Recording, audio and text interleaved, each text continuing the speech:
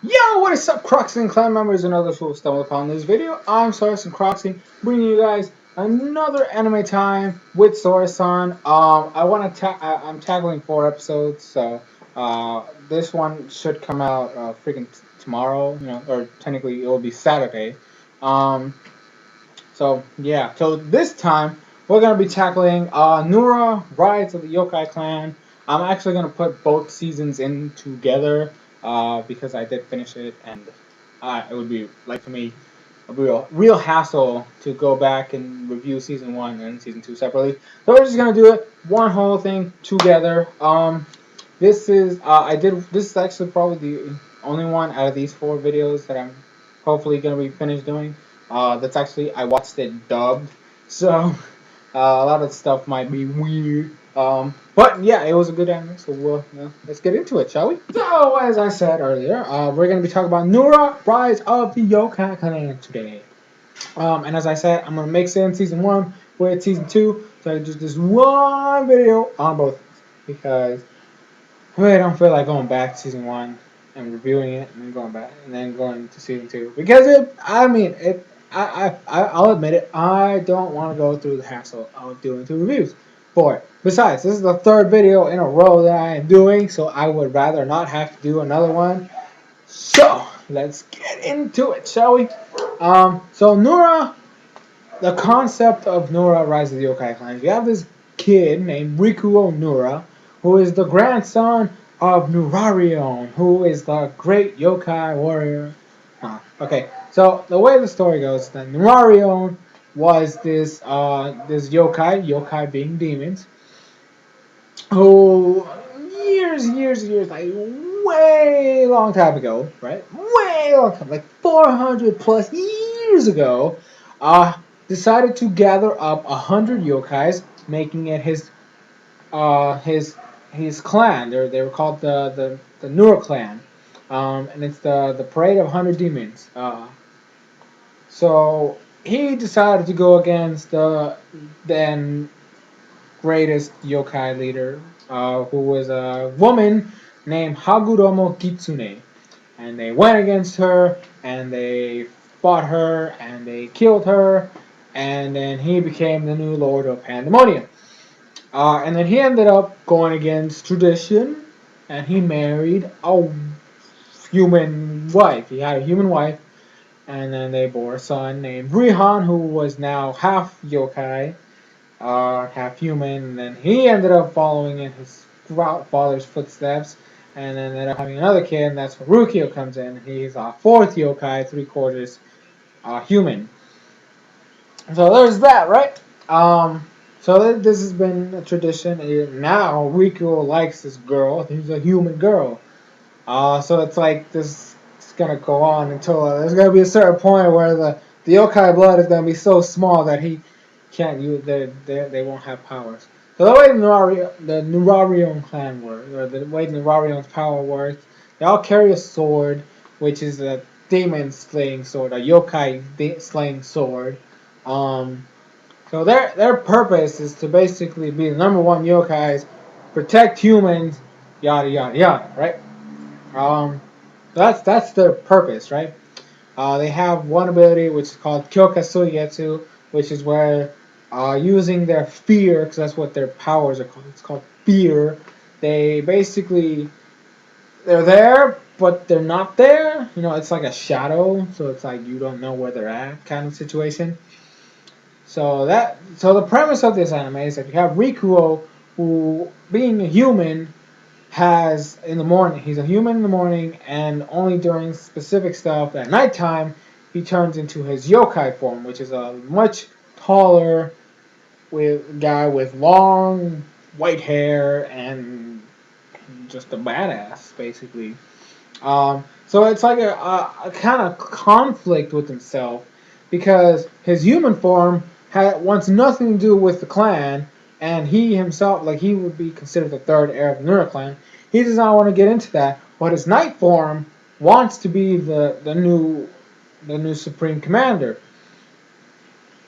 So it's like this conflict, yeah, and that's the part that a lot of people probably don't like, and it's a conflict. It's like supposed to be the same guy, but then they don't have the same personalities, and they don't have the same ideals. They don't think the same.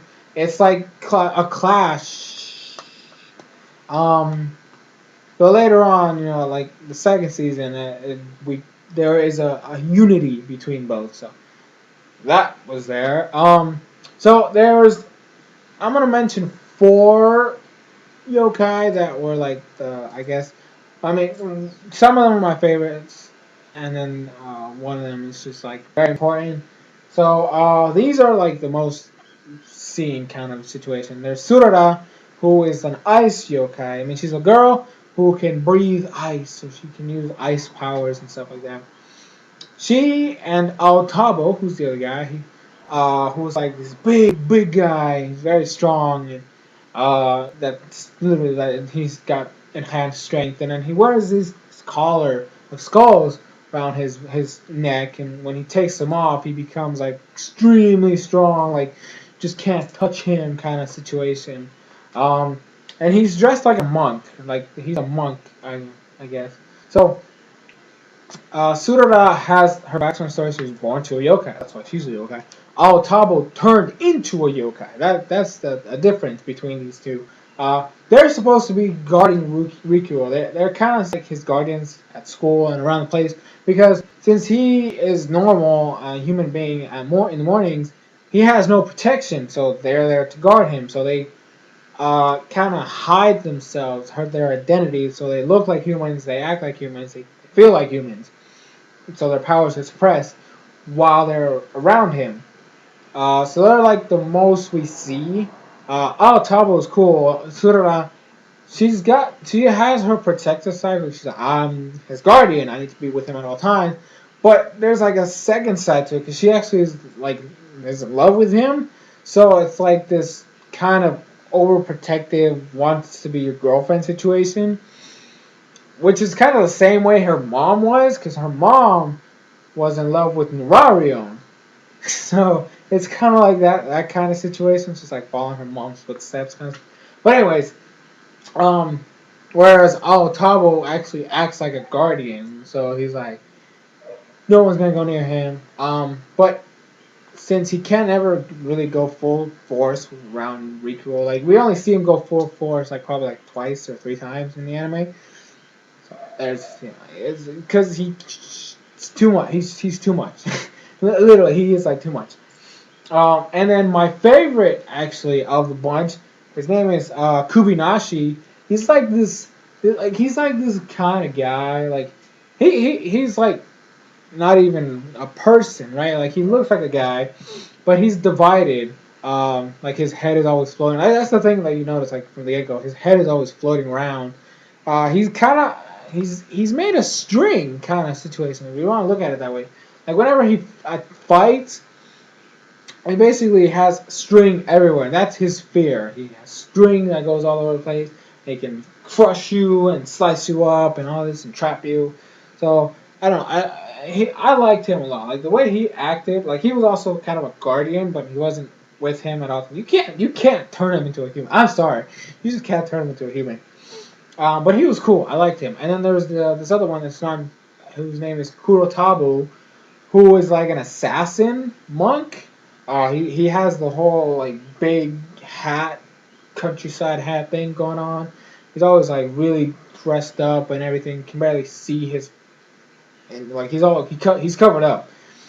His fear is really weird. Like it took me a while to understand that, because some of these guys don't even fight a lot. Like that's the one thing it's bad about this show, that it's supposed to be this. It's supposed to be like about yokais fighting, but there's not a lot of fighting and a lot of stuff.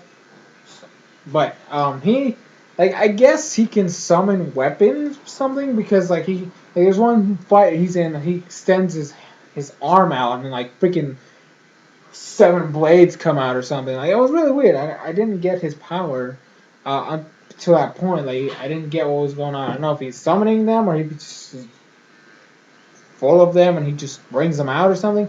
I don't know. So the first season was basically like the conflict between Rikuo and his ninth form. And then they do end up having to fight a group of yokai. Like it's a separate clan, who was led. I have to write the name, but his Tamazuki was his name. His clan was basically dead. They were killed by this guy like freaking ages ago. And then he used this sword that gets stronger the more you kill with it, and that's how he was able to take out the clan. His father is like this giant rodent looking thing, and he looks more human. He decided to grab Yokai to become part of his clan so that he could take over the Nura clan and become the new head, right? Um, Failed, obviously, so yeah. Um, and then through that, we got to meet another character. His name is Zen. I like him. He's awesome. Like, he's like the medic, I guess you could say. Like, he knows his way around herbs like nothing. But the problem is like his clan or his family. They're very weak, like in terms of like physical. Like they they get sick and they're born sick technically, so they die faster, which is kind of horrible. It's like, oh, I don't know when I'm gonna die, but it's inevitable. I don't even know how to say it. Uh, it's gonna be soon. It's gonna be way sooner than normal, basically. But he knows his way around herbs. Plus, he's like a bird. I don't know. Like I didn't get that part of it. I mean, he like when there's one part where he brings out wings, and I guess he's a bird or whatever. I don't know. I really didn't get that. I don't know his power, but it was cool. Like I liked him because he was like, actually he was one of the main people that pushed Rikuo to like make a choice and like because he wanted to be a part of his 100 demons. Um, so he was trying to push him till he would accept. And then I also want to bring up Karasu Tengu, which is like he belonged to Nurarion, like he was part of Nurarion's 100 demons. He's like this tiny bird. He was obviously bigger back when he was with Nurarion.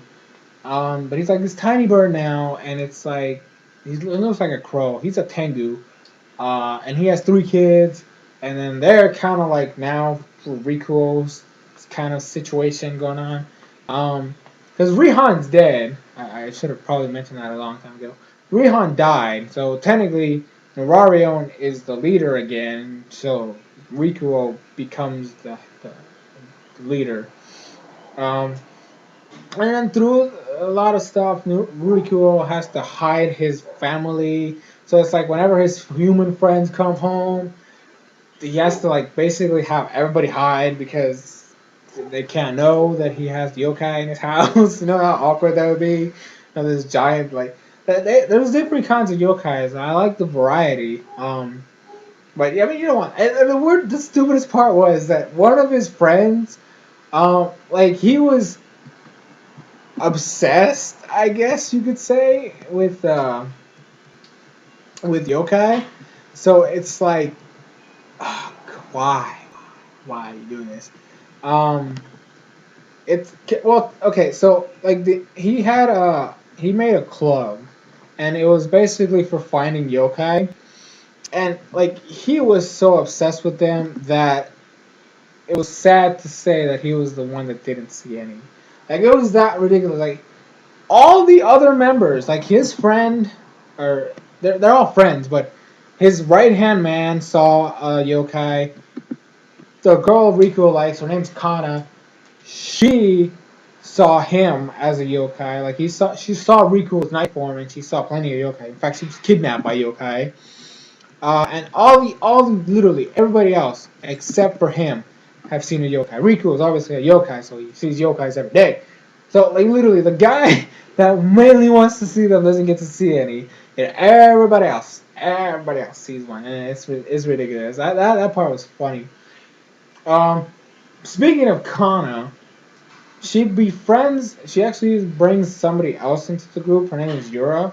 She's an Omnioji, right? So she Like she is like the yokai battler. She's seen plenty of yokai. She's actually moved. She moved to their city because um, she was there for training, and she fought yokai. She was amazing. Like she has like this army of like freaking shinigami.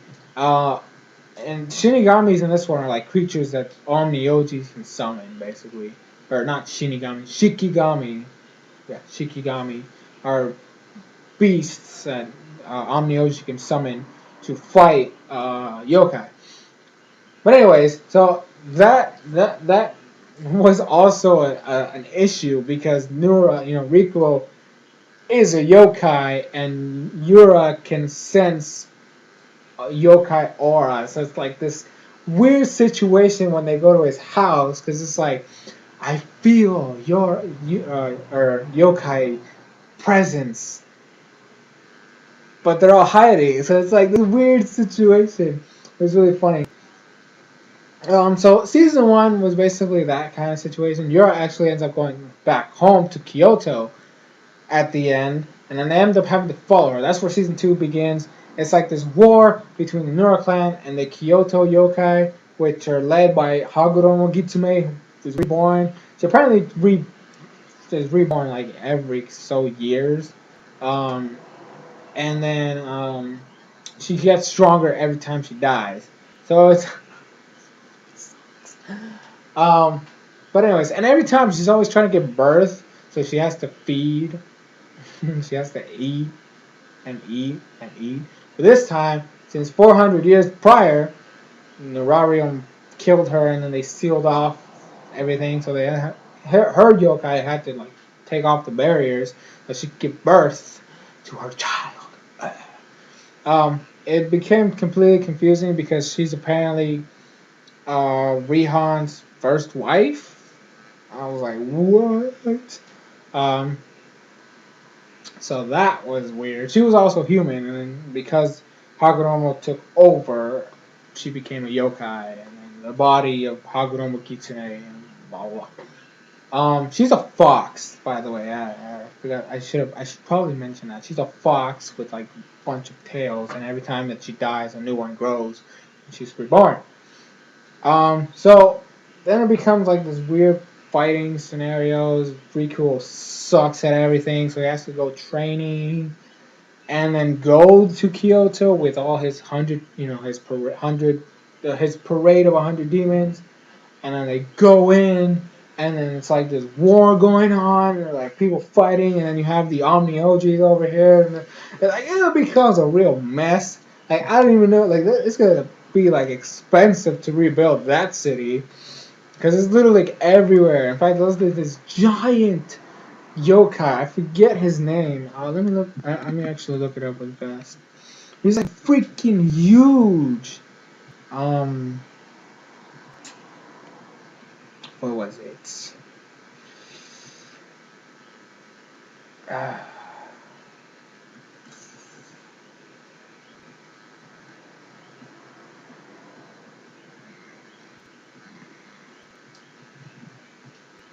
Tsuchigumo.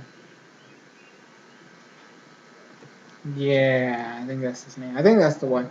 He was like this giant thing. It was like, what the heck? Like it was just destroying everything. It was a real mess. Like it was just awful.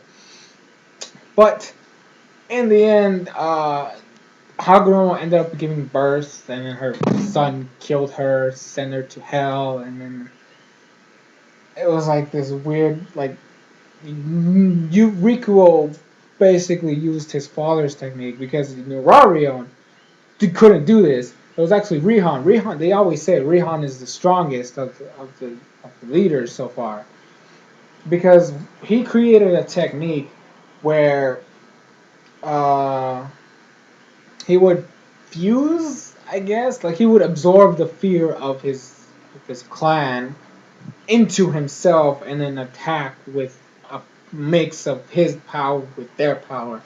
And he was able to get like literally he would make his 100 demons. He would make them himself. Like he would.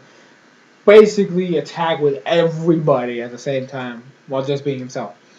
I did write it down as like something called like the mock toy or my toy, something like that. It was it was a pretty cool ability though. I gotta admit. So Rico actually managed to do it, like, but the fight didn't happen. Like, of course, uh, Haguromo's son, it hurt him, but not enough. So because he was weakened, as he was in a weakened state, so he ended up going back to hell to regrow and grow back his powers. And that's literally where it ended. So I don't know. I watched it in dub, so season 3 is never gonna happen. I'm guessing, which means I'm gonna have to look for the manga, and I really don't want to do that. But if I have to, I'll read it because I do want to know how this ends.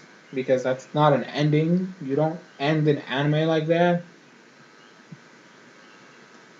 What are we supposed to do? Oh yeah, he wins. I don't know how. I want to know. So I'm gonna probably have to end up to having to look for the manga and reading it and finding out how it ends. But I really liked it. 48 episodes is really long, so yeah. At least that happened. It was decent length.